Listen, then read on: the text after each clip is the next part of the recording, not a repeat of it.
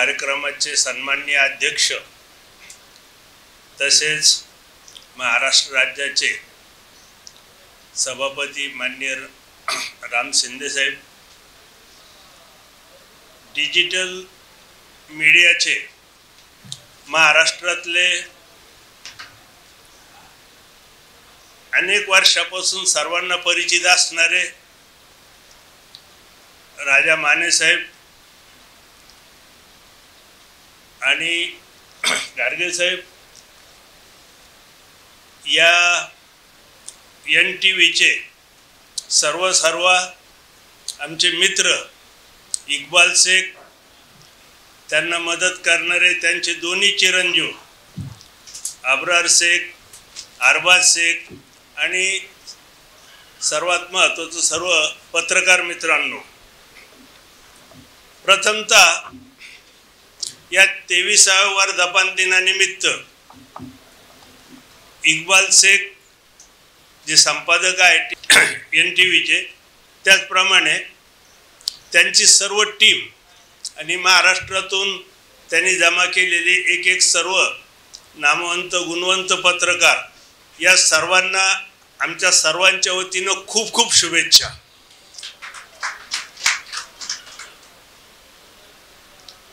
मुळात digital media Pawar साहेबांनी जाताना खूप छान उल्लेख करून गेले की ही बाजू जितकी चांगली आहे त्यांनी दुसरी बाजू पण मांडली, किंवा गाडगे साहेबांशी चर्चा करताना त्यांच्या लक्षात आलं की 4थी पासून तर 10वी पर्यंत विद्यार्थी सुद्धा क्राइम रेटला किंवा फौजदारीसाठी गुन्हेगारीसाठी प्रवृत्त होत असेल तर त्यासाठी NTVच्या माध्यमातून त्यांनी छान सूचना केली इक्बाल साहेब की आपण काही ना काहीतरी याच्यावर एखादं नवीन सदर तयार करून ही एक जनजागृती करून की डिजिटल मीडिया हा आपला विकासाचा भाग आहे। नाण्याला दोन बाजू आहेत हे सर्वांना सर्वश्रुत आहे, पण दुसरी बाजू जी चांगली आहे तीच आपण नेहमी अंगीकारतो, तीच नेहमी आपल्याला मान्य असते। ती बाजू जर घेतली तर आज खरोखर लोकांना वेळ नाही, चालताना बोलताना पाहताना आपण अगदी कितीही बिझी असलं तरी माणूस 5-10 मिनिटात मोबाईल पाहून ठेवतो, काय चाललं जगामध्ये तुम्हाला एका क्षणामध्ये माहिती मिळून जाते।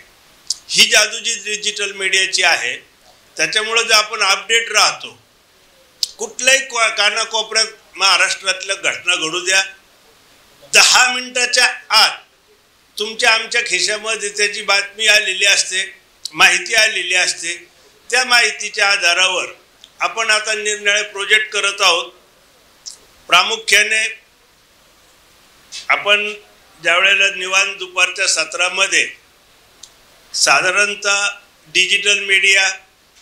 सायबर क्राइम, आताचे आलेले नवीन कायदे, त्या दृष्टिकोनातून हायकोर्ट सुप्रीम कोर्टाचे न्याय निर्णय याच्याविषयी चर्चा करणार आहोत। कारण हा प्रामुख्याने सुरुवातीचा प्रोग्राम आहे, सर्व मान्यवरांना या ठिकाणी चर्चा करायची आहे। त्यामुळं आपला फार वेळ न घेता मी पुन्हा एकदा या कार्यक्रमाला आमच्या सर्वांच्या वतीने खूप शुभेच्छा देतो।